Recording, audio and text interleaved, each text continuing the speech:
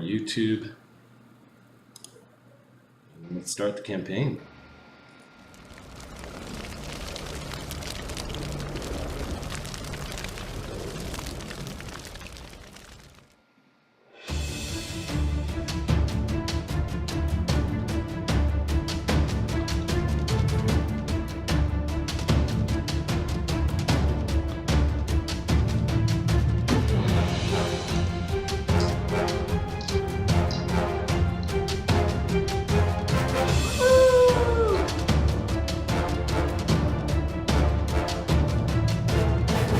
Beyond the stars lie a web of pearls, each gemstone a miniature world unto itself.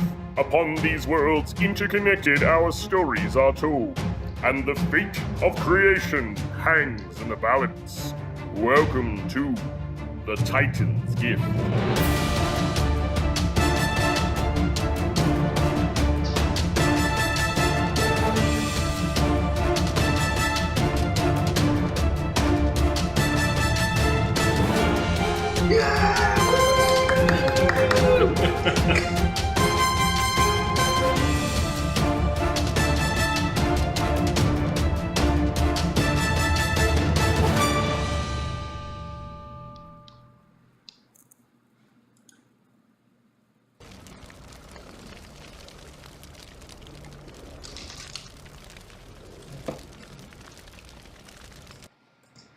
Good evening and welcome to Die Dragon Die presents the Titan's Gift Campaign, Episode 1. I'm your DM and host, Marty, joined by Matt, Neil, Luke, and Levi. How is everyone doing? Hello to everyone on the stream. Doing great. Hey, guys. Oh, hey, Marty. Hey, guys. How'd you guys do? Hey. Yeah, we're ready to get going. Yeah, exactly. Exactly. It is game night on Tuesdays is when we're going to regularly play this as regular as possible. Apologies for a little bit of a late start tonight. This is the first time we hooked up all of our computers and did this thing, plus commuting in Seattle sucks. This is the Seattle crew. Next week, we will have the Legends crew in the same building as the Seattle crew during episode 2, so it'll be a full house. That should be a lot of fun. And why don't we talk a little bit about what it is that we're doing here, or do you want to dive right in? I think we should just dive right in. You'll get to know these guys by watching us play, interacting in chat, and we can talk a little bit about our lives, next stream, I guess, or during a break. I'm eager to get the campaign started. I'm sure that those on the stream are as well. Lucas says he wants his villain point. Well, switch laptops, so it shouldn't happen again. All right, cool. We'll do intros, so some of the beats that I want to hit tonight is we'll do intros for each of your characters, we'll get your characters involved, and then the inciting incident will happen. Kind of high-level meta-type stuff. Alright, we see some tokens, some weird new faces, and then some character tokens. I mean, Was it Jeff? You call my face weird? These guys are the characters for this particular campaign, and we were laughing right before this started about who was going to die first, I think was the betting that was going on. Well, I'm old, so statistically speaking, it's probably... The campaign is called... big. Yeah, you're prone to I'm not easy to miss. It's true. So why don't we dive in? This campaign is called Titan's Gift. It takes place on the Ether Pearls, and a particular part of the Ether Pearls in which it takes place is called the Great Wheel. The adventure begins. The PCs are all aboard the Cactus Express, an ether train which connects the Bostera Badlands to the teeming metropolis of Grand Central Station, or Station for short. Home of the Patreon sovereignty and the center of economic, political, and social power in the Great Wheel. It's a 3-day ether rail journey from the Bostera to Grand Central. So each of you has secured a coach class ticket, which includes a tiny shared room in the sleeper train, 3 squares a day, and 3 drink tokens. Per day or total? Total. It's not first class, but it sure beats riding in the packed cattle cars for 3 days and 3 nights. And to many during the Great Stagnation, A coach class seat is a luxury indeed. The Cactus Express left the Bostera Cardinal Station about an hour ago. This gave you enough time to stow your bags in the sleeper car and then find a seat in the passenger car, simply called number 6. Who would you like me to introduce first? Well, I think we should talk about the elephant in the room here. All right. How does Neil's character fit on this train? Why not start with Neil's character? So, I'm going to pull Zephyros off to the side here. Zephyros! Scrolling through my notes. Zephyros, your wizard master Talamon, a fant of great age and wisdom, you're also a fant, lies on his deathbed. He took a bad fall recently and is resting and stable when you left your home and station. He sent you to deliver a scroll tube and an intricately carved staff to a fellow fant at a commune in the Badlands. The place you just left is where the commune was. Now, going back in time a little bit, when you had the scroll tube that your sick master gave you and the staff, and you took a train trip, an ether rail trip out to the Bostera Badlands to this Fant commune. Fant are like elephant people, in the same way humans are like monkey people, I guess. Did you look in the scroll tube? It was sealed. And, No, I did not. You did not? Okay. No, I did not. You're pretty sure that he was making arrangements for his own funeral. Traditionally, Fants in this part of the world are buried in cairns and ossuaries at the Great Boneyard, along with their ancestors. The staff, you had time during your journey to look at it. It was made from an ash tree, blackened by fire, and held a jagged red garnet at the top of it. You gonna give me a knowledge arcana check? Yeah, sure. Let's check my knowledge arcana. So I'm on a +9. Nice. Do I roll just in the big channel window here? Yeah, so everyone else can see. That's a 12. Okay. I'm off to a good start. You're not too sure what the staff was for. You're pretty sure that your master carved it. It is a high quality thing. When you arrived at the commune, now these are all Fants that live together. Fants are sort of a rarer race in the Great Wheel. Did you hand over both the staff and the scroll case, or did you keep either of these things? Well, I was initially a little unsure as to who I should hand it over to, so I might have handed over one of them, but not both. Okay, so you kept the staff? Yeah. All right. By your master's command, you visited the Bostera commune, located a short walk from the Bostera Cardinal Station and the town that sprung up around it. You walked to the commune. There were other Fants that were there. They acknowledged your Tusker status.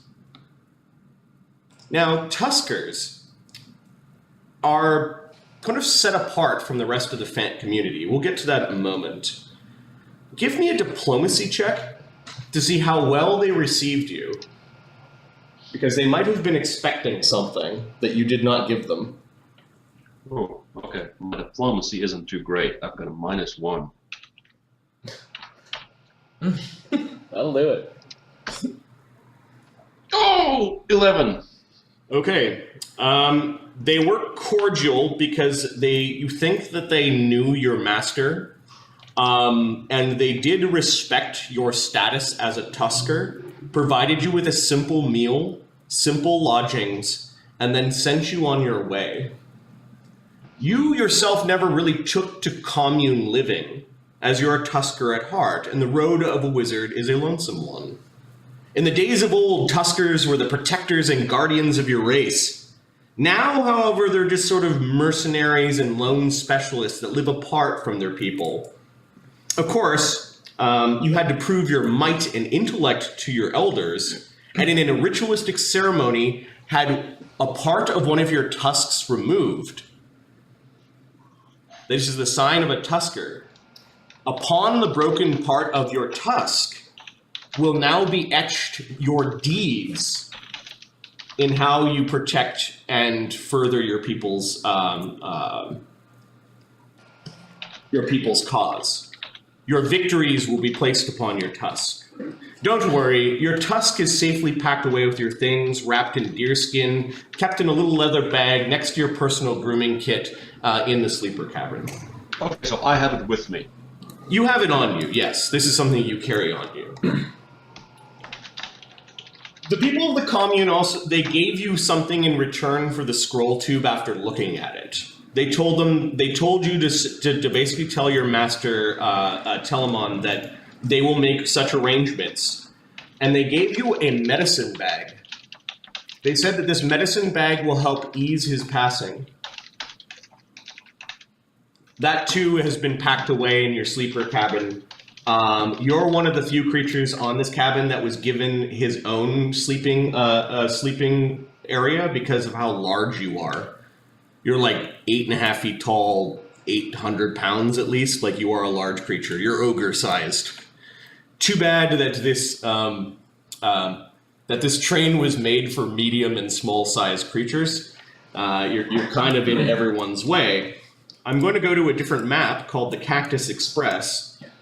That's, of course, usually that's what happens to me, because I'm just that big.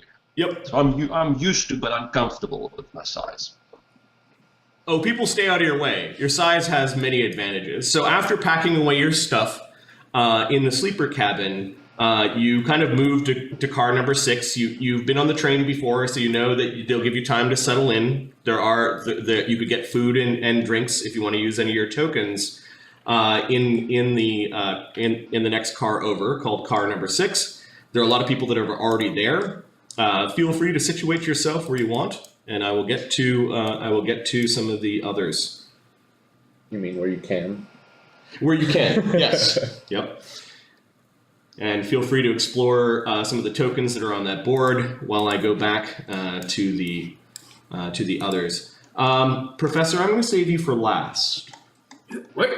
You're an old man and you're a little slow, and you had a lot of luggage from your failed expedition, so you might have been holding things up a little bit. Did you say something, lad? I think next will be Pharisee.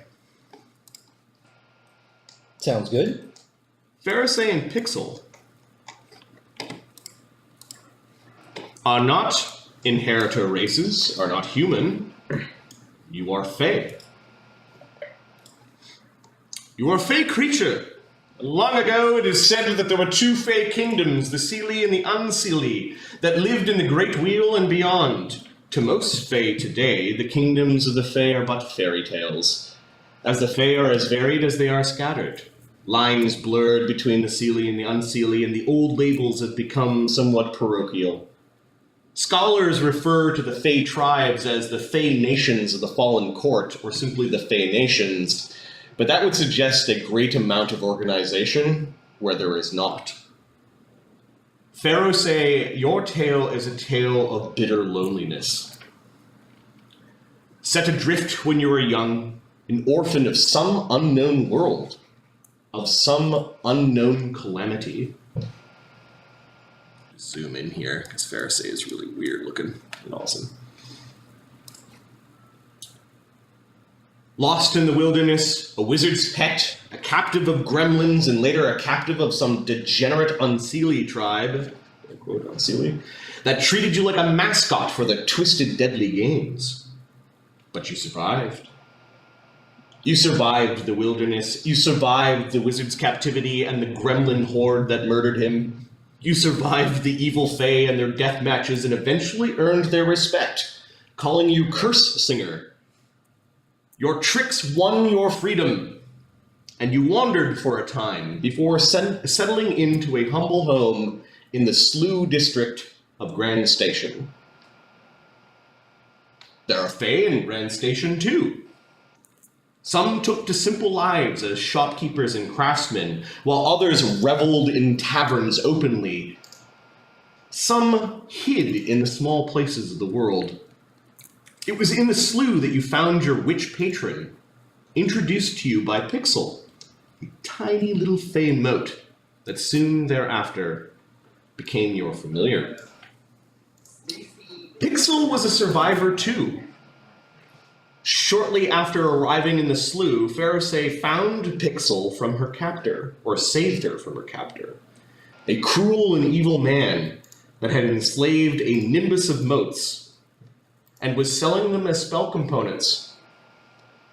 When you grabbed the bag, when you suspected what was inside, Pixel was the only one that remained alive out of 4. Her captor fled, and I need a perception check to see how much you saw of the captor before he did.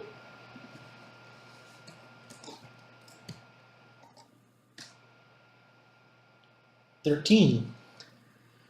An enormous amount. Much of his guise was hidden by this straw hat. You suspect that he was human, and he had a really fishy smell to him.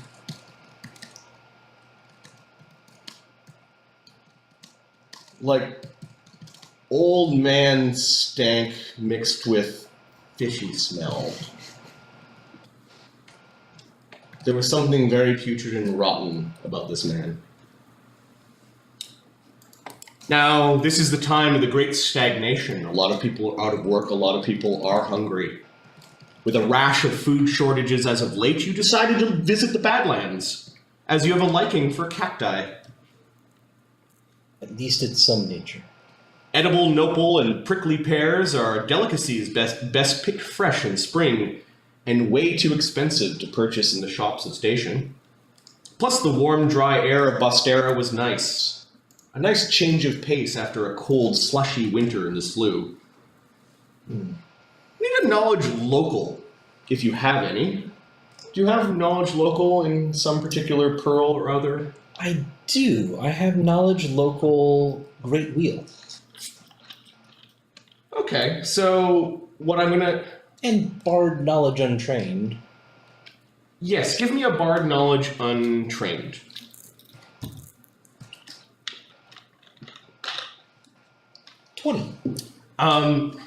There is a rumor that the Cactus Express, this particular train, or this particular route, as sometimes cars are switched out, that this train is haunted.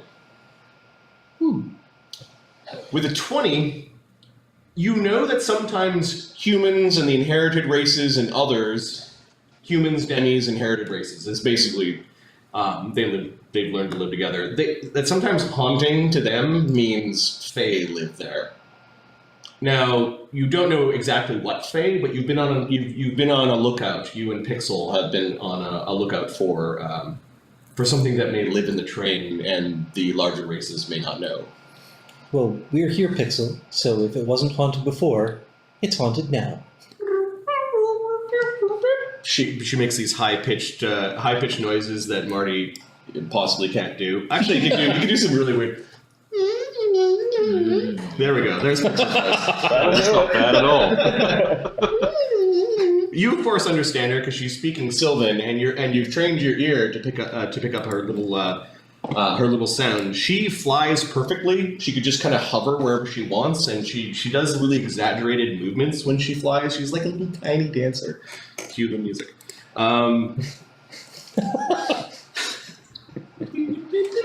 The last roll I need is a nature check or some sort of survival check to see you going out into the desert wilderness. How was the bounty? Knowledge nature it is. Yeah. 18. Nice. You did well. You have a couple baskets of nopal and pickly prayers. Nopal is an actual thing. Think of like flat cactus leaves that get cooked up. Prickly pears are kind of like the flowery fruit that some cacti produce. You even found a single succulent dragon fruit, a sovereign treat to be saved for the most special of occasions. When you get back home, you might even want to talk to a herbalist or an alchemist, as dragon fruit might even have magical properties. It's safely packed with your things, wrapped in newsprint inside a glass jar in your sleeper cabin, though. As a bonus, you also have a tray of a dozen cacti to decorate your apartment. You're pretty sure these little plants flower in the winter.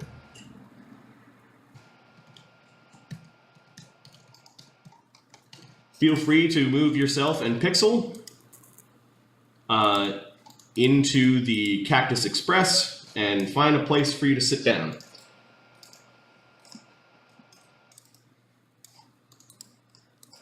All right.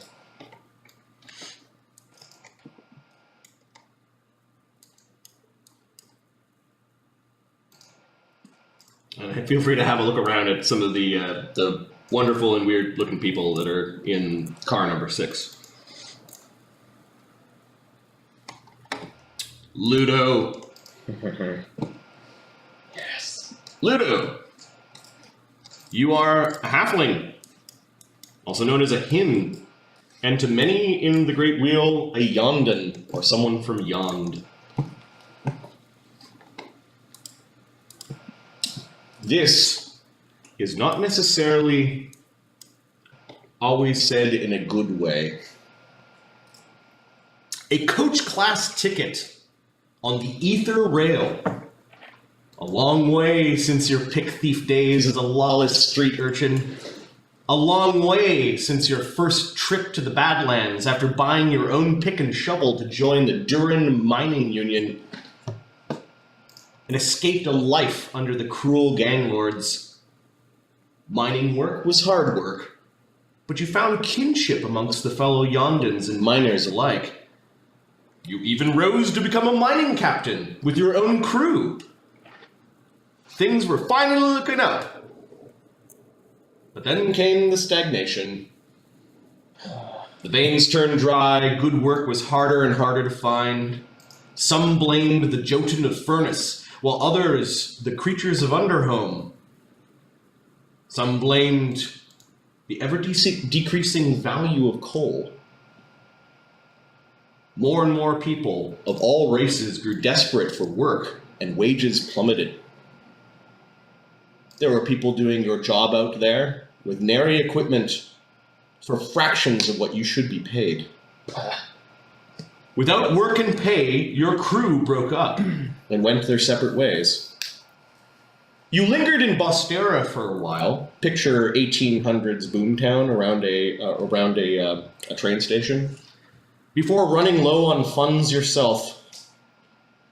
You won a coach class ticket, however, in a game of drakes, and decided to try your luck in the city. You lingered in Bostera, yes, but it was in that final game that you decided that you would move on. Your most valuable possession is a beautiful katana, a gift from your mining crew and a symbol of your captainhood. Miners are sometimes forced to guard the treasures that they find. Did you bet this sword in this game of cards? Or did you try to win with the meager earnings that you had left from your last job? I'm willing to bet that I did not play that sword in that game, and I used my meager dollars and cents Yes. I had left. Yes. It would have been well before the fall of Yond, where people would have paid for things in actual silver and gold. The sovereignty has done a very good job at converting to dollars and cents, a paper currency, and a coinage that you know is not worth the metals that they're stamped from. So you didn't bet that. Do you have any proficiency in gambling, or was this just sort of an off? Was this just sort of an off thing? Do I ever? I'm quite the slight-handed man, given my background. Okay, so you cheated. You could say that. All right, Some say that. Give me a sleight of hand check or something related to that Okay. to represent you cheating in this game of cards in which you won your coach class ticket. Cool, the regular old Jack Dawson there, huh?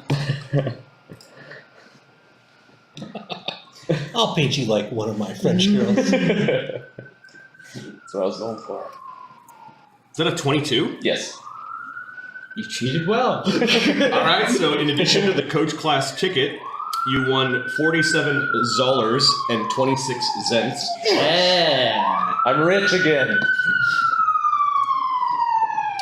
You also And here comes the... you also won something called the Miner's Helm, which a rival captain had worn, and rumors are it's magical. Now, I don't think you have any way to figure out what kind of magic it does, but I see your token comes with a helmet, so it looks like the helmet on your token. Okay. Easy enough. Are you wearing it, or what are you doing with the helmet? With pride. Okay, so you just jam the magic helmet on your head, and... Okay. You didn't bet your sword, you didn't lose it. But you're pretty sure that it was a good thing that you had a coach class ticket out of town, because that rival mining captain was quite angry. And miners without their fellow gangs sometimes can get ganked. The name of the rival captain, who you may run into again should you ever return to Bostera, is... I need a name. Oh, okay. I thought you were like a big reveal. No, you're revealing. Tobin. T-O-B-I-N. Write it down. Tobin's the guy that you stole the helmet from while cheating in cards. Guy was a piece of work. The way that he stormed out meant that you probably should get really small. You remember him cursing Yondans and your entire race when he did that. Your other possession that is quite valuable to you is something that you stole yourself. Apparently you're a thief, so you steal things. Well. It was a manual that you're pretty sure was stolen as well, called The Secret Way of the Shadow Warrior. It is a manual of katas, and it's actually teaching you how to fight. And that's where your class comes from. The particular one that has key points. Right. Don't worry, the book and the sword are safely packed away amongst your things, stowed in the sleeper cabin. You're wearing your helmet, though. It's your new helm. Pride. Humans often get suspicious of seeing Yondans when they're so armed. But you managed to get to the coach. A coach class ticket, man. A long way for a Yondan refugee. Feel free to position yourself in the car number 6. I'm gonna take my seat next to Poopsie. Next to Poopsie. Facing. All right, so we'll do a little bit of role playing as you guys interact with people that are in the car. But yes, there is a human child and a small dog dressed up like something. I noticed that Pixel is there too. All right. Poopsie. All right. Last but not least, or least, I'm not sure. What was that? Henry Sinclair Chalmers III. That's Professor Henry Sinclair Chalmers III, thank you. Professor. Divorcee. Archaeologist. Yes. That did happen. You are a professor at the Mayathabasta University on sabbatical, and you've been on sabbatical for many years. Yes, about that. You are a member of the university's historical society, not in good standing. Dues delinquent for many years. I meant to mail them. And your application seems to be stymied in the Isthmic Logos Institute, a very elite group of researchers that you're sure that could help you in what you seek. The Chalmers family is a family of wealth and means. Let's get your token up there. Zoom into something wrong. Yeah, we'll just zoom in here. There's the professor. The Chalmers family is a family of wealth and means, at least until you came along. Your education, research, and self-funded archaeological digs have been a drain, not only on your family coffers, but also on your personal relationships. Professional relationships as well. Divorced and estranged from your 2 daughters, the price of the pursuit of knowledge has been high. A cost that you've paid again and again, and continue to do so. For great civilizations once dwelled in the great wheel, ancient ones that shape the course of history. Their traces in bones and structures litter the pearls, hints of their culture and societies, their magic and majesty, their power and their demise. We're talking about the gods here, man, the very gods! So much can be learned from the detritus of the past. And then there's the real treasures. This dig was supposed to be different. You suspect that the Bostera Badlands is full of ancient sites, things that were old when the mighty Rakasta had a kingdom there, from a time before the rising of the inheritors and the inherited. You braved the scorching heat, the wasteland sands and dangers. You did your research, made local contacts, paid the correct bribe here and there. Potsherds. Fucking potsherds. Just the potsherds of some people. Nothing else of significance. Surely nothing that would attract investors, silence critics in the academic community, or simply pay for your next dig. Your next meal. Bit of a bust on this one, I'd say. You did find something, however, but you would be loath to admit that it wasn't on a dig. While in the flea market at Bostera Town, you haggled with a local old Rakastan woman for a few trinkets of note. Perhaps the Rakasta kingdom may provide clues to what became before an age of pharaohs whose power rivaled the gods of old. Perhaps their ancient monarchs knew and kept these secrets. Give me a check of some sort. How did you know that these things were valuable or significant? Psychometry. I touched it and for a minute studied it, and strange, fleeting images of the past perhaps came to me. Oh, this is you using the skills from the what's it called? The occult book. Yeah, the psychic skills. What is the psychic sensitivity? It is an appraise check, basically. Okay, give me an appraise check. This represents your overall shopping experience in the past, so I just need one check. 31. And that 20. The dig wasn't a complete failure, I'd say. Cool.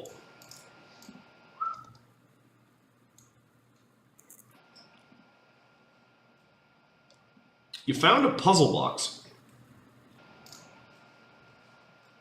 The old Rakastan lady, a Rakasta is basically picture a cat person, but like a great cat person.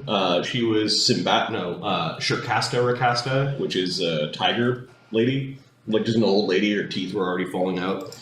She didn't like you touching her goods. She told you paws off. We don't have paws, madam. These are hands. You haggled for a little bit, and you spent... Well, maybe you can pawn a few things in your apartment in the slough. You had to move to the slough after you divorced and, over the last few digs, you ended up in the poorer district. But at least you're still a homeowner. Well, not all the home. You own the apartment. Sort of leasing the apartment, I mean.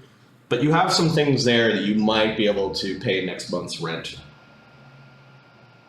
You paid the rest of your money that you had that was supposed to bring you all the way home, minus the ticket, to buy this puzzle box. It was made from jade and ivory, and you're pretty sure it had ancient Ongwani symbols on it.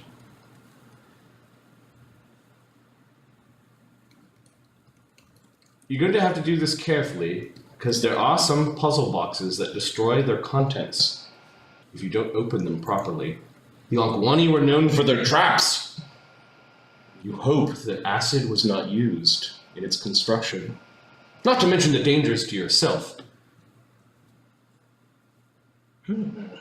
Curious. In general, others would have given up long ago. But your drive and your deep-seated guilt has kept you on this path. Don't worry, your puzzle box is safely packed away in your sleeping cabin along with the rest of your goods. You've said safely packed away. I don't like times it. and I'm comfortable. Hey, it's the backstory. I can do what I want. Your thoughts, while you've got an old token in your hands, drift to that fateful day. Long ago. The day when two young brothers found the hatch to the attic of their grandparents' home. The day when two boys entered that attic and only one left. The other simply disappeared, never to be seen nor heard from again. The small ankh atop a dejed pillar, a trinket from long ago, is all that you have left from your grandparents. It's all that you have left from that day. A dejed pillar is it's kind of like a striped pillar. You can look it up on Wikipedia. It's DJED. And you know what an ankh is. It's small. It's only a few inches long. It's something you found in the attic. Before you situate yourself in the train number 6, as you were leaving your sleeping cabin, Henry, or Professor, you prefer to be called Professor, right? Yes, I studied for many years to earn the title Professor. I would prefer that you use All right, it. so I'm going to bring you to the sleeping cabin. And as you were thinking about long ago, childlike adventures, you actually thought you heard something in the sleeping cabin right across from where you're situated. Give me a perception check. I'll do that. Wisdom. So +1, I'm untrained. Oh, can't type. 1D 220. That's I just saw some of the comments in chat. Sorry, I was. No, I'm going to. I'm gonna bet on Poopsie. I think she's gonna take it. It's not looking good. All right, Professor, you thought that maybe they were like chattering in your own mind, like you thought you heard like children whispering, but you were just thinking about your brother, and you were children at the time, and maybe it's just maybe you're just tired from the dig before. nothing, I think. The chattering went down, and with a 4, you don't notice the cruel eye spying on the hallway from the keyhole. You just didn't notice it. Feel free to position yourself in car number 6, and then we will interact with. As I enter the cabin, can I do an appraise to see who looks like they have the most money? Have you seen my hat? Sure. Wait till you get a load of that. 21? All right. Well, it's definitely not the Nezumi. There are a couple of rat folk. It looks like a man and a woman and their children. Their children are climbing all over the place. Yes. There's a very, very large man with this shillelagh-looking stick that he's sort of leaning on. He's trying to get a bit of a nap. There are some Ankwani traders or desert roamers or you think they're called rovers. You've had enough from the Badlands at this point in time. They look a little rough. Yes, they do. Okay. There's wow. Gentlemen. It is hard not to notice a massive fant leaning on a staff, elbowing his way at the bar. This dwarf seems to be growing very, very impatient. That this very slight and slender Rakastan male who's wearing like a servant's outfit is serving basically drinks and food to the fant. Zephyros is basically eating with his tusk these little buns, like these buns, like kind of like Chinese buns with ham in them, and you're just sort of like shoveling them into your mouth. And the dwarf is getting really, really like infumed. You pass by this girl that should be probably in the first class section. Of course, she's about 8 or 9. She has 3 dolls set up beside her, and this little tiny yappy dog that just starts immediately growling at you. Ooh. Hello there. Hi, you look old. Ah. It's probably because you are old. Quite old, my dear, quite old. Should you be with your parents? Yes? No. But my mom's busy. She said that we're going to dress up like nobles today because we are noble. And she's up in first class. The people up there are really boring. Yes, they are a bit stuffy, aren't they? And she's talking to men again. She's got her cards. Give me a handle animal or diplomacy check to see if Poopsie likes you or not. Oh, Poopsie. The DC's 20. Oh, sweet. Okay. Come on, inner Gracchus. 16. Poopsie. Oh, Poopsie. Poopsie, just leave the old man alone. I know he stinks. Say,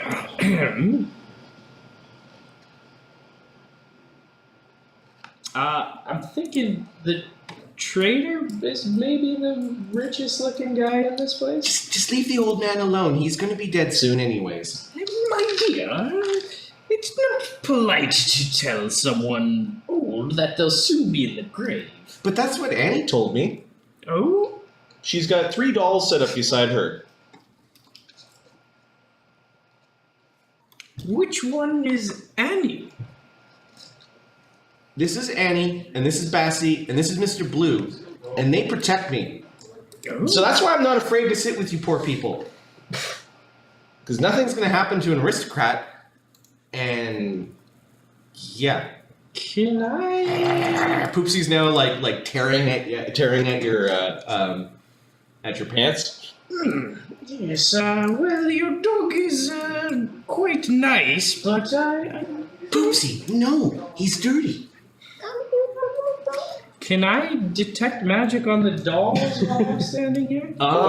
Sure. So you're like, oh, he's gonna do a trick. Ah, yes. I will do dancing lights Okay. to do the trick, and then slip in some detect magic there. All right. There's an extra light that has joined your dancing lights, and there is this tiny little dancing fae. Poopsie is growling and yapping up at the fae and trying to catch it in its mouth, and Cassandra is she's clapping and quite impressed. You witnessed all this, Ludo. You were just kind of like. Ludo is chuckling under his breath, but he's also working on scratching Tobin's name out of the helmet that he received. It's my helmet now. Pixel's having fun. Pharisee, I don't know where you situated yourself. Right at the Far corner. Far corner. Okay. When you had approached this far corner, the Rakastan woman, she's got a katana at her belt. Just kind of like gave you a no, like don't sit near me. You notice that she's keeping an eye on this really, really heavy set hippo man. They're called GIF, but he's got manacles on. Ah, okay. She doesn't seem to be wearing anything official. It's kind of like a duster meets a kimono. Cowboy samurai? Yeah, knowledge local, great wheel. That's something I have.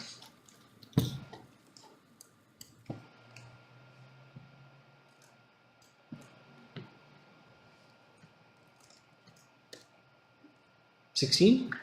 She's a sword saint. With the fall of the Rakostan kingdom, there still are honor-bound warriors that wander the Great Wheel. They're quite rare, and she appears to be one of them.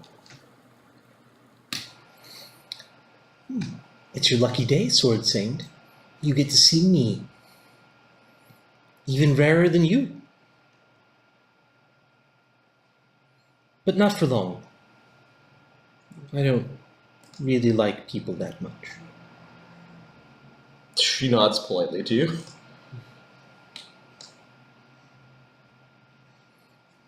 I am afraid I do not know what your calling is, she says.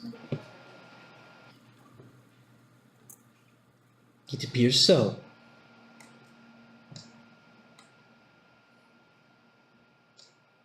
Yes, the gift kind of leans over and looks at you. Looks like a toothpick. Quiet. You have excellent taste in manacles. I should have purchased a gag. Just fucking eat it. Choke on it. He seems a very uncouth creature. They, from what you gather, the Gith are rather bull-headed. This one looks particularly surly. Then there's laughter up at the bar.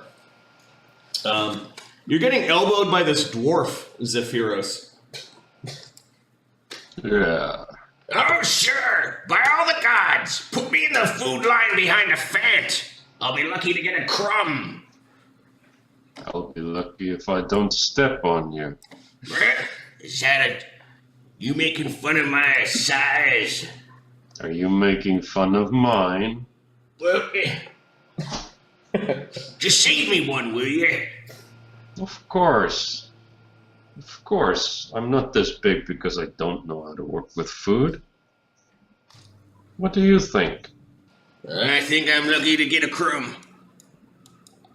It won't be falling on you on purpose.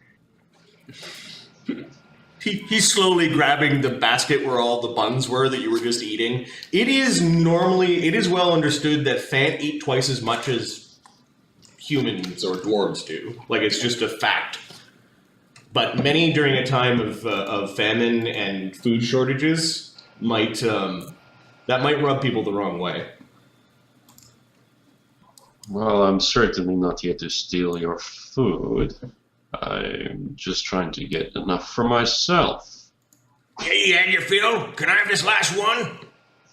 Go ahead. Yeah, that's right. Get shitting over here now.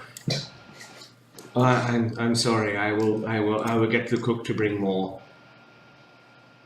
Have you had enough, sir? Says this very humble and polite Rakasta male. I can do with another couple of baskets, thank you.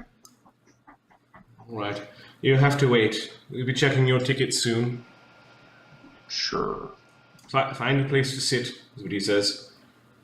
Yeah, 'cause that's comfortable for me in this place. Did you see me come down the aisle?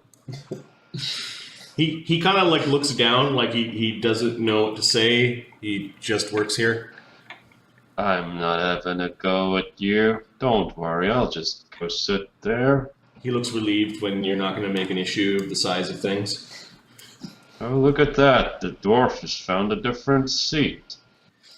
These two merchants look like they're getting drunk. There is some guy with reddish skin, yellowy eyes, like a snake. And there's this big frog man. You think they might be called boggards? They look like they're well-to-do. They've got some money between the two of them, and it looks like they're busy working on their second or third drink token at this point. Perfect. Wealthy patrons. Are they getting loud? Yeah, the big frog guy has a big booming baritone voice, and the tiefling trader has sort of just an annoying wheezy sort of laugh. So Zephyrus just looks at them and he's just not feeling it. Okay, it's a grumpy elephant man. Got it. All right, Yeah. Professor, you did turn around and you saw this old man with an ostentatious mustache casting magic to the delight of a human child, or maybe it's a halfling. You're not sure. Did I detect any magic? There is the presence of magic that is coming from Cassandra. Her 3 dolls have an ever so slight enchantment to them. What about Poopsie? Poopsie, while the cozy looks comfortable, Poopsie does not have any magic. You're quite the special little girl, aren't you? My mommy says so. I don't know my daddy, though. Tell me, did your mother give you these dolls? They're quite wonderful. No, these are my grandmother's. My grandmother was a harrow reader. Ooh. She read the cards and people's futures. Yes, like your mother does. Well, yeah, she usually does private readings with the men. Ooh, I see. Yeah. One of them could be my father, she says. Would you mind if I... She's just like back at your... doesn't like your feet. You must have stepped in something. Poopsie, leave the old man alone. You're going to give him a heart attack. Oh, it's quite all right. He's... Pixel will sit down on the bench next to the dolls and turn off her light and just sit there. Would you mind if I looked at one of your dolls? She seemed to be too busy to have noticed Pixel. Like, she was like looking down and saw the dancing lights, and there was lots going on. She's playing with her dolls. Annie says it's not time for you yet, but Bassie is nice. She likes to be pet. Ah. She holds up Bassie. Bassie kind of looks like a cat. Okay. The dolls are pretty nice. Like they're like porcelain dolls with like little dresses on them. If I knowledge religion. No. She likes to be pet. No, like this. Poopsie, do you want a treat? 13. Maybe the old man's got treats. I may have a treat in here. Maybe. What did I get? What did I say? 13? Yes. Bast or Bastet is a dead god. Ooh. It is one of the gods from which not only a race or several races were born, but it is also a goddess that passed on her powers to others. You know, my dear, I'm a bit of a fortune teller myself, if you can believe it. Tell me, would you like me to tell you your doll's fortune? She looks at you like you're weird. Ah, yes, silence gives consent. Anyway, I would like to attempt a psychometry check on this. What are you doing to Bassie? Peering into her past. Now, quiet, my dear, quiet. She likes tea and to be pet. Yes. I'd have to concentrate on a minute with physical contact with the item or location to receive flashes of insight regarding its nature and ownership. After 1 minute, I can attempt a DC 15 appraise check to decipher the visions. Okay, you have the skill unlock for this? Is that... Mm-hmm. Okay. Psychometry. Alright, so give me your appraise. She's like, don't worry about the old man. I'm not going to let him bug you two. Annie, I know you're busy.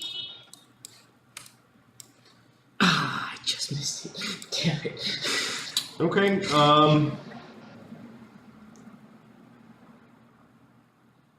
you caught a flash that this doll might be actually really old. Like, older than grandmother old. Like, you got the sense that this was in a very large, open room, stone painting. There were people speaking Angwani. Yes, your doll is quite quite old, my dear. You are wise to look after it so well. Yeah, they protect me and I look after them. We like to have tea. Yes. The dog's no longer eating your feet because she's now feeding Poopsie some cookies. Pixel's gonna hide and then go back and listen in. Okay. Yeah, give me a stealth. Quite old.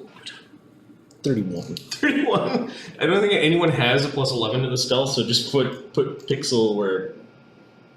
Yeah, I mean, Yeah. Not that anyone's necessarily paying attention here, but Pixel will try and get in a little bit closer to the conversations, a little bit closer look at things. And Farisay will summon a wooden flute and play just for herself in the corner. Alright, there are some people that turn around and notice that. The Rakastan woman notices you playing. How well do you play? Well, fairly well.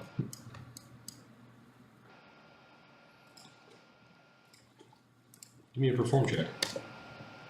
1d20 plus 9. 120 plus 9. 129. That's what that is. Gods of 26. 26 is not bad. Okay, so you're playing, and you notice that this part of the room, and there's a musician. Do you hear that, Poopsie? She's got too much going on to run and grab her stuff to go running after it, and she seems to be busy with her dollies. And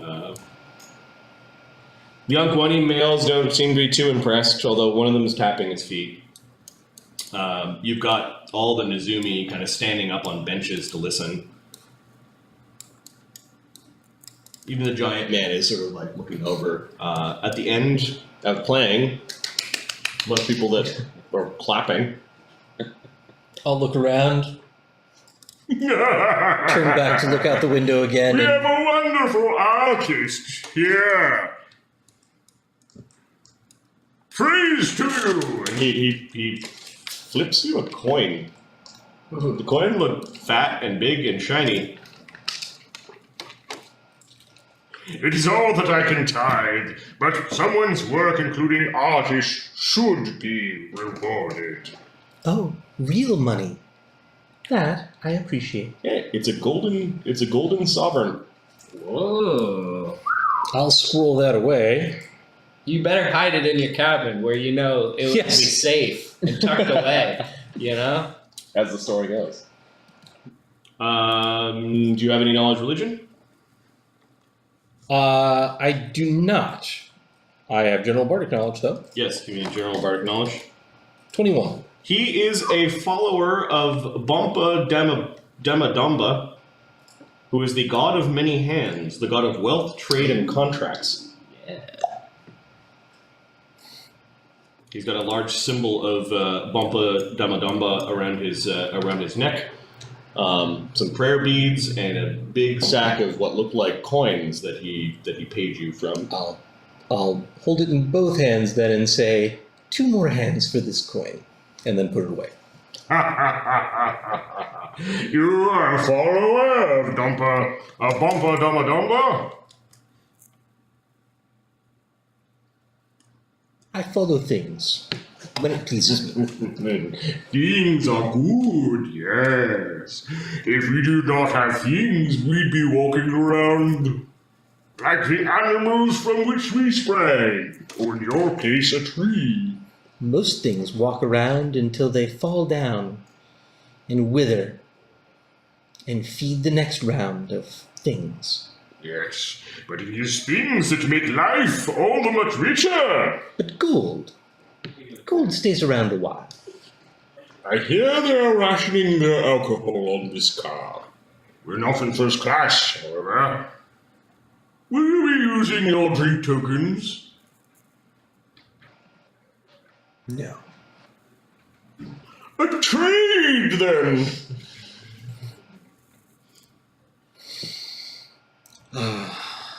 Yes. He jingles his coin purse a little bit. I've got one more shiny coin for you for all 3 of your drink tokens. He gives you this really, really big, cheerful smile. If you give me 2 more, then I'll have 3 coins and you'll have 3 tokens.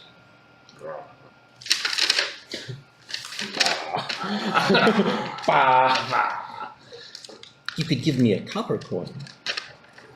Yes. 1 gold coin and 3 copper pennies.